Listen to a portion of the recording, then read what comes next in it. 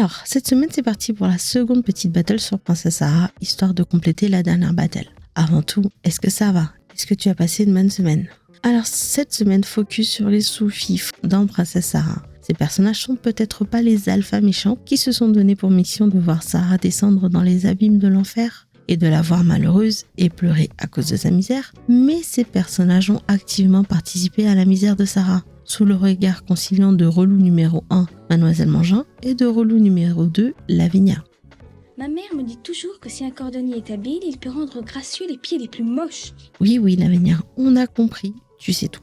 Alors d'un côté, nous avons James et Marie. Ces deux-là, ce sont les cuisiniers de l'école. Et c'est un peu les rois du bitchage dans cette série. Des fois, ils sont en train de flatter l'ego de Mademoiselle Mangin. Mais ça, c'est un peu normal vu que c'est leur patron. Des fois, ils sont en train de maltraiter quelqu'un. Sinon, ils sont tout le temps en train de se plaindre. Tu les écoutes, c'est simple, ils sont submergés par le taf.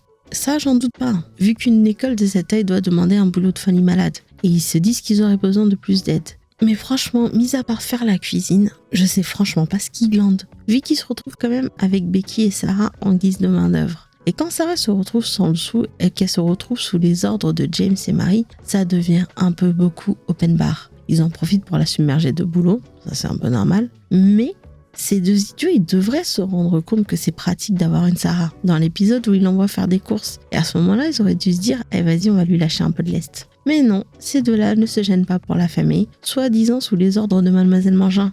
Mais je pense que même sans ces ordres, ces deux-là ne se gêneraient pas pour exploiter jusqu'à la moelle ces deux jeunes filles. Et il y en a plein de moments où tu te dis que c'est trop pas possible. Déjà, affamé quand il y a largement de la bouffe, non seulement c'est pas croyable, mais en plus, c'est juste pas efficace. Je suis désolée. Si ta main-d'œuvre est affamée, le taf y sera moins bien fait. Mais c'est ce que sont James et Marie. Deux êtres bêtes et méchants, incapables de réfléchir par eux-mêmes. Surtout quand il s'agit de maltraiter les gens plus bas qu'eux dans l'échelle de la société. Et du fait de leur position, ils ont participé activement à la misère de Sarah. Le truc le plus marrant, c'est quand Mangin découvre les cadeaux qu'a reçus Sarah. Ils se sont pas gênés pour piquer des trucs, surtout la couverture qui avait l'air de tenir grave chaude. Et quand ils ont dû rendre cette couverture, ça se voyait qu'ils n'avaient pas une once de culpabilité. On dirait que ça leur faisait chier de perdre leurs affaires et qu'ils se sont juste excusés pour la forme. Et ça fait très léger les gars.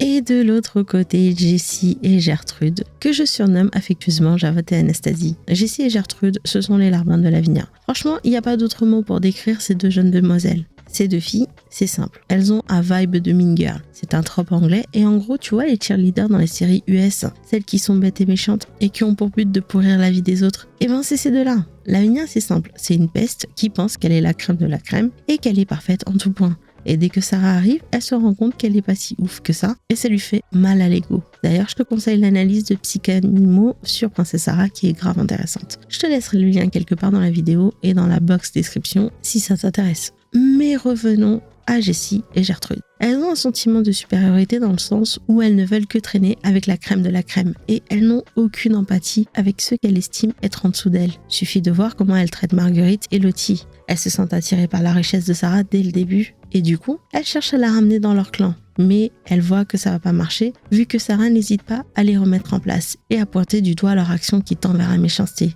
Et Jessie et Gertrude rétorquent en disant que c'est Sarah la fille problématique. Ça, c'est un niveau de gaslighting qui est juste énorme. Bref, après la chute de Sarah, elles ne perdent pas une occasion pour lui faire la misère, tout en cherchant l'approbation de Lavinia, comme si elles voulaient faire valider leur action auprès de la haute société. Les deux rares fois où elles se rebellent, entre guillemets, c'est la fois où elles vont à la fête organisée dans la chambre de Sarah, où elles en profitent pour bien casser du sucre dans le dos de Lavinia. Et à la fin, quand Sarah retrouve sa position, et c'est là que tu vois l'hypocrisie de ces deux jeunes filles. Elles cherchent vraiment à graviter autour du pouvoir, tout en étant mauvaises. Et c'est peut-être pour ça que ça clique autant entre elle et Lavinia. Lavinia est elle une reine qu'on cherche à contenter et Gertrude et Jessie font tout pour plaire à la reine, même si cela veut dire pourrir la vie de quelqu'un d'autre. Et du coup, je suis curieuse de savoir ce qui se passe après la fin de la série, vu que Lavinia n'est plus là et que Sarah, c'est maître zen qui ne cherche que paix et amour. Je me demande si elles se retiennent de faire leur mauvaise ou si par magie, elles deviennent des anges d'amour. Mais ça, je pense qu'on ne le saura jamais. Alors très vite, avant de passer à la conclusion, voici quelques éléments en plus que j'ai rajoutés à la dernière minute concernant Jessie et Gertrude. Alors voici les éléments qui m'ont été suggérés par Gilbert44. Grand merci à toi. Alors parmi les méchancetés qui ont été faites dans l'épisode 4, elles se sont moquées de Marguerite parce qu'elles pensaient que c'était une cancre. Et elles ont refait ce coup dans l'épisode 19 quand Marguerite reçoit les livres de son père. Livres qu'elle ne voulait absolument pas. Et concernant James et Marie, merci à toi du coup Lola BFF3217. Le coup des patates dans l'épisode 21. James oublie de noter les patates sur la liste de courses alors que non. Résultat des courses, Sarah court dans tous les sens et quand elle revient avec les patates germées, non seulement elle se fait cracher dessus, mais en plus elle et Becky se retrouvent forcées à manger ces pommes de terre germées.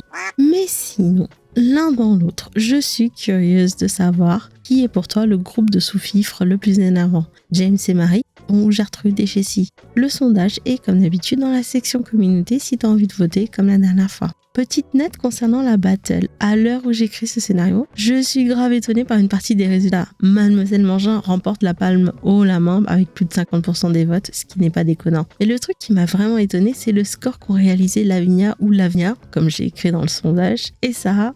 Je pensais pas que ce serait aussi proche. Comme quoi, des fois, c'est vraiment étonnant. En tout cas, merci à toutes les personnes qui ont pris la peine de voter et ceux qui ont commandé. Ça m'a permis de voir des points de vue différents et c'est toujours intéressant. Alors, il y aura une autre vidéo sur Princesse Sarah, idée qui m'a été suggérée par Multinat94 et Mille Navila 1053. Et cela portera sur Mr. Barrow. Alors, je sais pas si ce sera la vidéo en entière parce que, mis à part cracher sur lui en mode tout, je vois vraiment pas quoi écrire. Donc, soit ça sera une vidéo que sur Monsieur Barrow ou ça sera une sous-partie un peu dans ce style de vidéo là, tu vois. Mais en tout cas, c'est dans les tuyaux, même si je ne saurais pas te dire quand je ferai la vidéo. Et pour le coup, ce sera le moment où on va se quitter. Comme d'habitude, je te souhaite de passer un bon dimanche, une bonne semaine, et je te dis à dimanche prochain. Oh bonjour mademoiselle, je m'appelle Sarah Crew.